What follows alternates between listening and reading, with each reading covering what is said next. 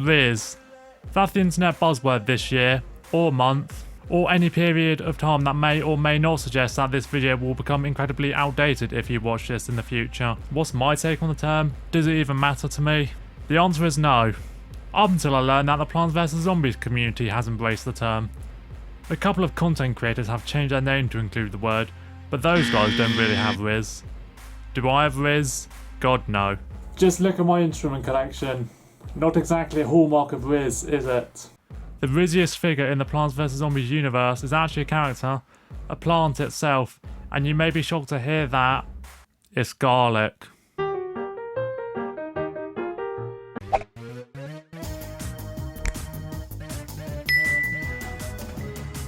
What makes me come to this conclusion? Well, let me read his entry in the Suburban Almanac from the original game.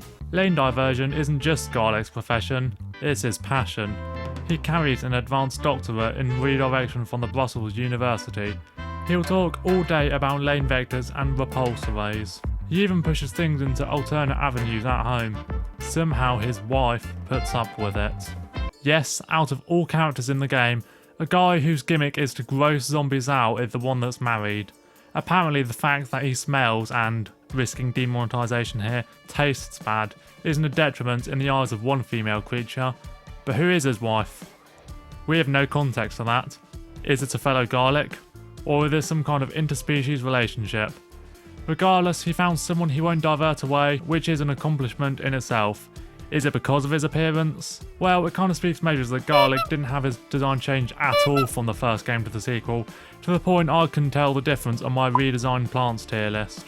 Is Garlic's place in the player's arsenal indicative of his Rizz? Well, that's entirely subjective and often depends on the game, as many people consider him to be one of the weakest adventure plants in Plants vs Zombies 2, but we don't do Garlic slander here, not on this occasion. Does Garlic have any contenders in the Rizz game? Yes, he does.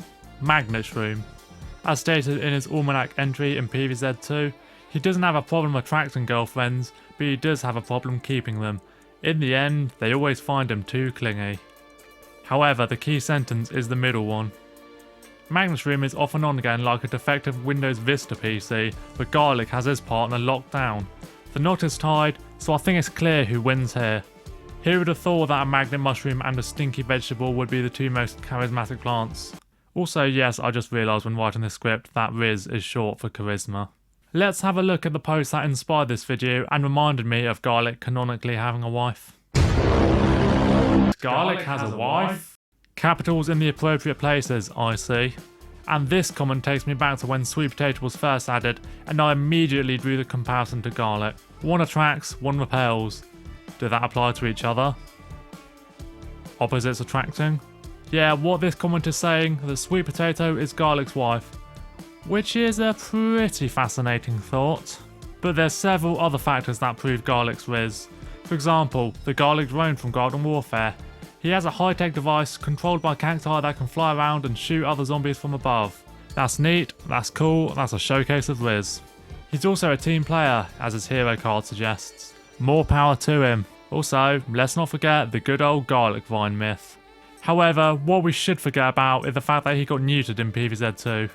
Let's throw that out the window. Let's forget that PopCap deemed him too irrelevant to add in disgusted eating animations.